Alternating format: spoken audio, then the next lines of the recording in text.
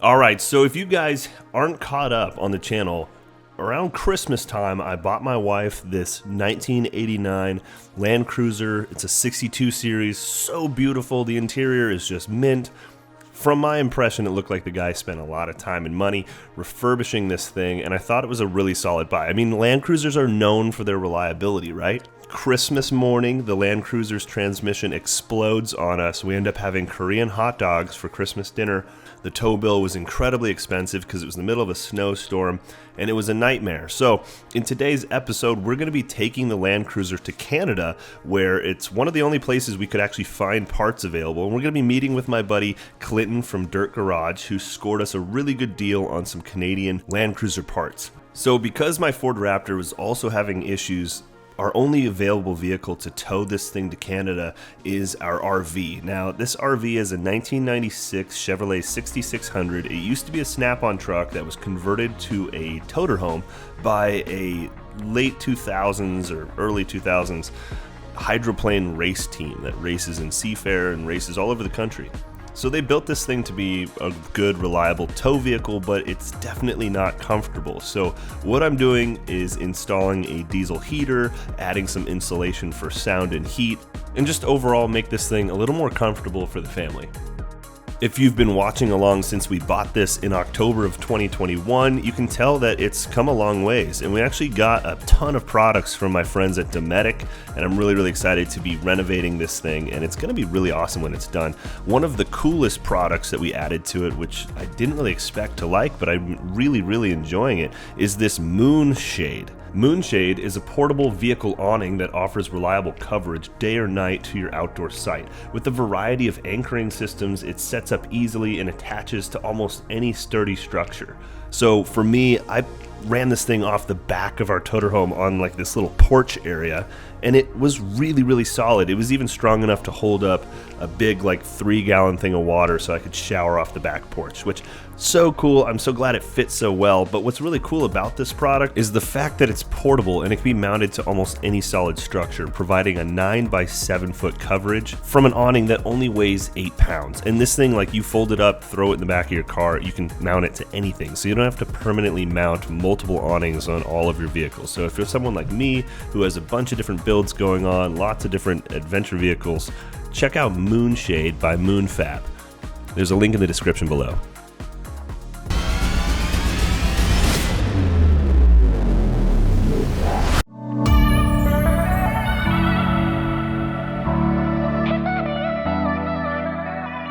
So here we are, just 100 feet or so from the Canadian border. We camped here last night. This was a solid sheet of ice. It literally looked like ice road truckers, and I am a bit nervous as far as like backing out of here getting traction, but I think the snow on top will probably aid in that a little bit.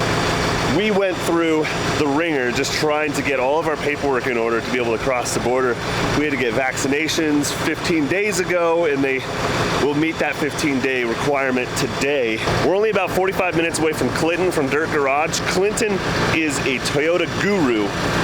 He's super wise and super knowledgeable when it comes to Toyotas, and of course in Canada the Toyota Landcruiser, like the one that we brought, the 62 series, it's a little bit more common than it is in the US. So he was able to find us parts for really cheap, and we have been struggling ever since that thing broke down.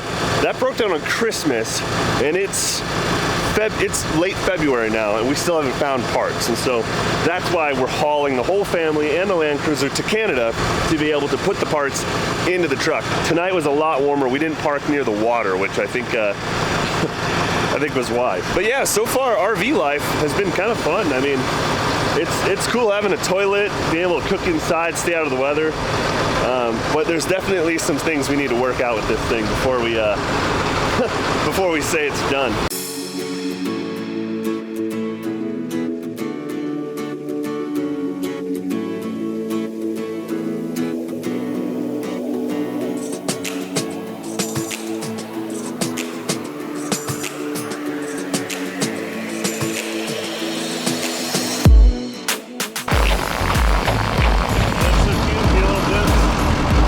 Look, I got my Canadian day in tuxedo. You too.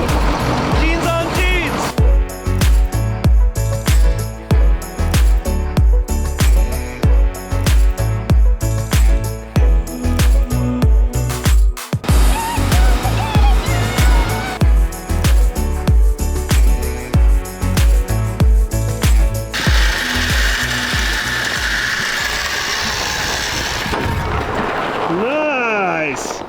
So we were realizing that it was really hard to push this thing. And even when we picked it up from the shop, they pushed it with a quad. And they were like, man, this thing's heavy. And turns out, I think the rear e-brake is seizing up, it's sticking. Maybe intermittently, maybe all at the time, but it's probably the reason why the transmission burned up. So, oh God. Yeah. So when we winched, it rolled fine, but obviously there's a lot of friction on there. It was definitely hard for the winch, though. Yeah, the winch was working hard.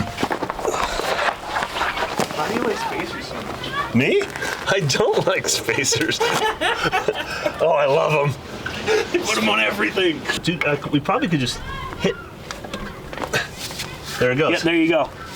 Yeah, it's just this little actuator right here. I'm hoping that by solving this, the truck's just a little quicker and has more power, because we had no idea. All I'd ever read was that these are dogs, and so when it was, underpowered, I was like, yep, that's characteristic of this truck. So maybe it's just the e-brake was stuck on, cooked the transmission, and then it just sort of avalanched from there. That little actuating arm's pretty rusty.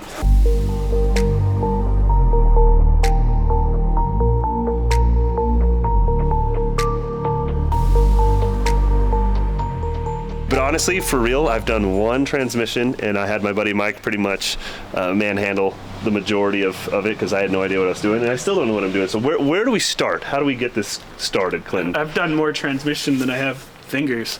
Wow. Easily.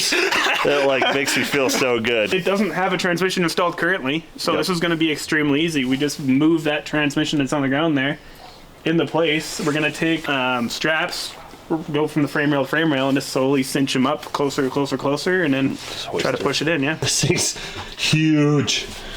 Landcruiser stuff is insanely heavy. To make things more challenging, because it's not going to be hard enough, these transmissions have a split case, transfer case that's kind of wrapped around it somehow, and we're going to try to put it all in without having to disassemble it. You essentially have to take the transfer case apart to separate it from the transmission, which is we're just not going to do that. We don't want to do that. It doesn't sound like fun. We'd rather just struggle to put it in. Oh, but I haven't told the audience. This is my engine now. We got an engine from another 62, and so this deal that Clinton has worked out for us comes with an engine, a mass airflow sensor, transmission, transfer case, and starter.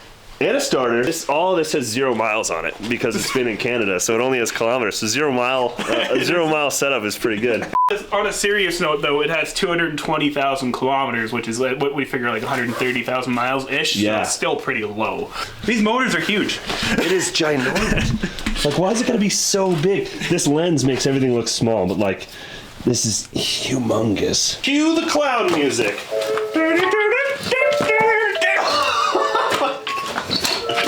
Are you moving it when I don't have a camera set up? Oh, I'm sorry. Let me just push it back. I can't.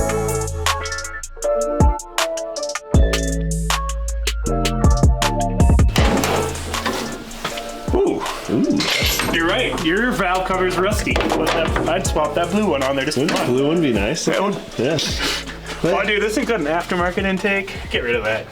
You don't like that? No, put that factory one in here that you got with that other motor. Why is that? Because this is an asking to suck up water and ruin your motor. It looks sweet. No, it doesn't. If you're a teenager. It happened to my STI recently. Yeah, so put a factory airbox in them. They do a really good job. She's so pretty, though. It's really not. I think it looks like a teenager owns it. This is why I come to you. This is good insight for me. It's asking, look, so a factory intake has catch cans all the way through it to pick up water before it goes into your engine. If you plan on actually using this thing off-road, this makes the setup sucks. This is good. This is why we're here. This is what we come for. This is good. But it's got a nice aluminum radiator. Have you noticed that Toyota, not Ta, be the family name? What? The old school Toyota? No way, I didn't know that. That's cool. That's really cool. Your steering box should say the same thing. It should say Toyota on it as well. That's really cool. Yeah. I had no idea. I think we thought there might be a main seal leak. Look at the puddle of oil on top. Is that oil? What's up? Oh yeah, that is. Your valve cover leaks bad, dude. Oh. All right, here's a look from underneath. We got a little bit of work in front of us, getting all these tubules and wire dangly bits, and this here's got a shafty driver, and yeah, very technical, this channel. Look at these straps though that we got going on. We got one. It's real professional. This is a real professional job. Ooh, I like that. Dude, it's just moments away. Get the bolt! They almost have it. See, it's not a lemon, guys. It's not a lemon. Maybe a grapefruit, but not a lemon. Different type of citrus fruit. A different type of But it's not a lemon. tangerine! So Des, we use like a series of straps and jacks and like it's so close, it's touching. Do I just thread these in? You just thread them in. Oh, I thought there was nuts on there. No, there's no. Oh, okay. Well, then it's perfect. Did you get it threaded in? It's twisting in now. I was trying to push it through to the other side. Nope. We're so close. No deal. Tranny's in. Woo! Bought this jacket. See how dirty I am already? Yeah. So we've had a new development. We have these transmission bell housing bolts, and they've been the same for all 6 going around. And what's cool about this is we have spare parts to show you guys everything. Installed all these, 6 of these, and came down to the last 2 on top. The bolts that we had, they're shorter than this one. They weren't reaching the threads. Like these ones, they reach the thread right there. And the other ones need to come back into here before they reach the thread. So we obviously need something longer. But what's also weird about that is they changed the thread pitch. I mean, I wasted like an hour and a half under there. These are way different. They're way different, yeah. Look at this. Oh, that's frustrating. They're 19.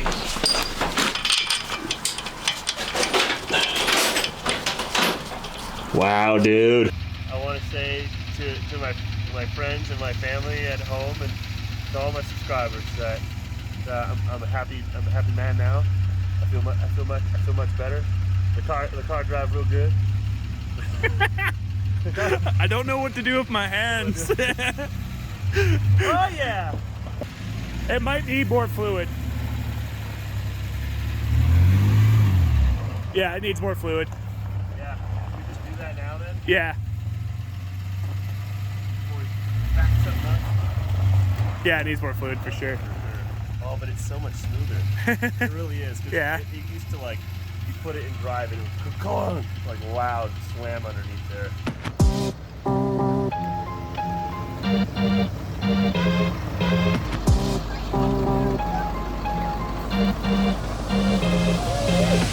Hey, does this car come with this cat? We got a street cat. Reunited in Landcruiser full of Christmas presents that we forgot all about. Your baby's back. Are you happy? Happy to see you running? I should have let you drive, but you didn't want to. Too overwhelmed. It's been a day.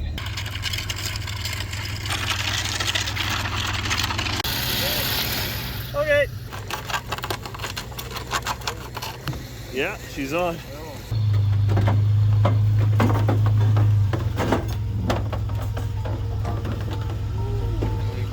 Dude, I'm happy. That's so sweet. What a day, for real.